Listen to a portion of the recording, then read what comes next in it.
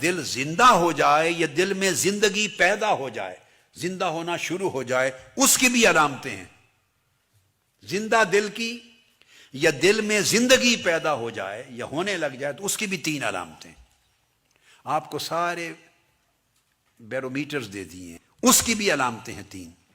ایک الزہد فی الدنیا، اگر دل میں آدمی دنیا کو استعمال کرتا ہے، کھاتا ہے، کماتا ہے، یوز کرتا ہے، استعمال کرتا ہے، اس میں کوئی گناہ نہیں، مگر اگر دل کو دنیا کی رغبت ہے، پیسے کی رغبت ہے، اور پیسہ کماؤ، تھوڑا ہے اور کماؤ، رغبت ہے، ہوس ہے، ہرس ہے، شہوت ہے، دنیا کی، جاہ و منصب کی، عہدوں کی، شہرت کی، کرسی کی، مجھے یہاں بٹھائیں، مجھے یہاں بٹھائیں، میرے لیے کھڑے ہوں، میرا نام لیا جائے، ان چیزوں کی طلب ہے اگر دل میں، تو اس کا مطلب ہے اس کا دل میں زہد نہیں، بے رغبت دل نہیں ہے، اللہ کی طرف راغب دل نہیں ہے۔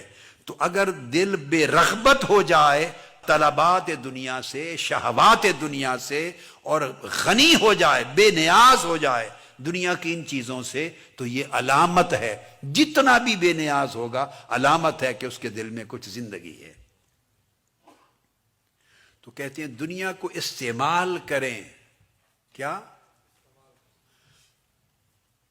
دنیا میں رہیں مگر دنیا آپ میں نہ رہے۔ یہ میں نے ہمیشہ جملہ استعمال کیا، خود دنیا میں رہیں مگر دنیا آپ میں نہ رہے، آپ دنیا میں رہیں مگر دنیا آپ میں سے نکل جائے، یعنی دل میں دنیا کی خواہشات و رغبات اور عہدہ، مناصب اور مال دولت، ان چیزوں کی رغبت اور خواہش اور حرص اور ہوس یہ درجے نہ ہو، دل بے نیاز، یہ زندہ دل کی علامت ہے۔ دوسرا الاشتغال بذکر اللہ و طاعتہ والمحبت والرغبت الیہ، اللہ کے ذکر کے لیے دل مشغول ہو، اللہ کے ذکر کے لیے نماز پڑھیں تو آپ خود فیل کریں، نماز پڑھنے میں آپ کو ذوق محسوس ہو، شوق ہو، اور اگر نماز پڑھتے ہوئے تنگی محسوس ہو، اچھا پڑھ لیتے ہیں، تنگی سے دل رغبت فیل نہ کرے، ایسے مشکل سے ادا کر لیں جیسے بندہ بوجھ اتارتا ہے، تو مردہ دل ہے۔ اور اگر نماز پڑھیں تو اس میں فرحت مل جائے، فرحت، ہیپینس، پلیئر، آپ اپنے آپ کو لائٹ فیل کریں، ایک سکون فیل کریں، سیٹسفیکشن فیل کریں۔ اگر یہ فیل کریں ایسا، تو نماز میں، عبادت میں، روزے میں، تلاوت میں، تسبیح میں، استغفار میں، اعمال صالحہ میں اور اللہ کی اطاعت میں دل مشغول ہو اور راحت فیل کرے، تو سمجھیں دل کے اندر زندگی ہے، یہ زندہ دل کی علامت ہے۔ اور اگر نہ راحت محسوس کرے، نہ مشقت محسوس کرے، ایسے جیسے کچھ ہوا ہی نہیں، اس طرح گزر جائے، تو سمجھیں کہ ابھی دل مریض ہے۔ اگر کراہت محسوس کرے تو دل مردہ ہے، جبر و کراہت بھی پڑھ لیتا ہے نا بندہ، مردہ ہے۔ کچھ بھی محسوس نہ کرے تو دل مریض ہے، راحت محسوس کرے اللہ کے ذکر میں، اس کی یاد میں، عبادت میں، طاعت میں، خیر کے کاموں میں، کوئی بھی ہو، نعت ہے، کوئی بھی کام، راحت محسوس کرے تو دل میں زندگی کی علامت۔ اور تیسری چیز جو حیات قلب، وہ اولیاء صالحین کی صحبت، صحبت صالحہ، اس کے لیے چاہت ہو۔ یہ آپ کو میں نے بتایا پروٹیکٹیو بھی ہے، یہ کریٹیو بھی ہے۔ اولیاء کی صحبت زندگی پیدا بھی کرتی ہے اور زندگی کو پروٹیکٹ بھی کرتی ہے، دل کی زندگی کو محفوظ بھی کرتی ہے، دل کی زندگی کو حفاظت بھی کرتی ہے۔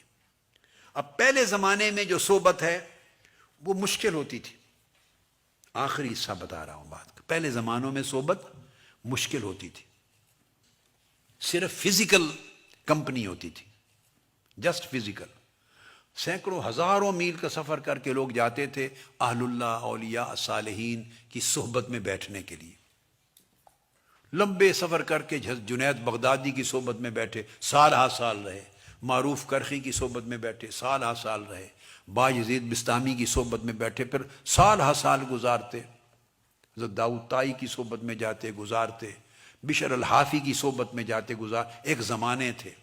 جہاں اللہ والوں کی خبر ملتی لوگ چل کے جاتے، پھر ان کی صحبت میں وقت گزارتے۔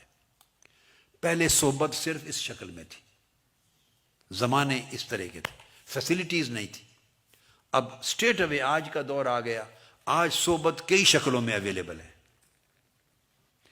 صحبت حصی بھی ہے، کیا فزیکل کمپنی بھی ہے، اور اسپرچول کمپنی بھی ہے۔ یعنی صحبت حصیہ بھی ہے اور صحبت معنویہ بھی ہے۔ معنوی صحبت بھی ہے کہ جس میں جسمانی طور پہ تو آپ آمنے سامنے نہیں بیٹھے، مگر معنوی طور پر حکمن معنن روحن ذہنن فکرن آپ صحبت میں، اس صحبت میں خطاب بھی ہے، اس صحبت میں کتاب بھی ہے۔ تو کتابیں پڑھیں، یہ صحبت میں لے جائے گا۔